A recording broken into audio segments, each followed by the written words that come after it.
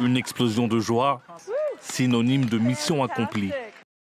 Le vaisseau de la NASA a percuté l'astéroïde Dimorphos à une vitesse de plus de 20 000 km/h.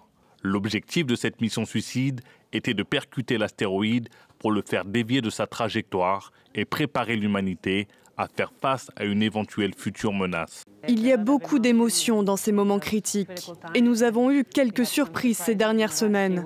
Le travail d'équipe se poursuit. Pour la première fois, l'humanité a démontré sa capacité à cibler et à modifier de manière autonome l'orbite d'un objet céleste. Il faudra attendre plusieurs jours, voire plusieurs semaines pour savoir si le vaisseau a réussi à dévier l'astéroïde. Ceux suffisamment grands pour anéantir la vie sur Terre sont sous contrôle. Avec un diamètre de 160 mètres, Dimorphos pourrait raser tout un pays et sa taille modeste le rend difficile à détecter. DART doit permettre d'anticiper plutôt que de réagir. Il s'agit de ne pas avoir le même destin que les dinosaures, mais aujourd'hui, ces astéroïdes de cette catégorie-là sont connus et aucun n'est dangereux avant des centaines et des milliers d'années.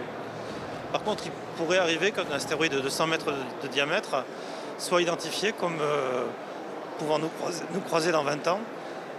Et là, l'impacteur devient tout à fait efficace. Dans 2 ans, une sonde européenne partira étudier le point d'impact au plus près pour développer et perfectionner ce système de défense. Chaque jour, 50 tonnes d'astéroïdes tombent sur la Terre.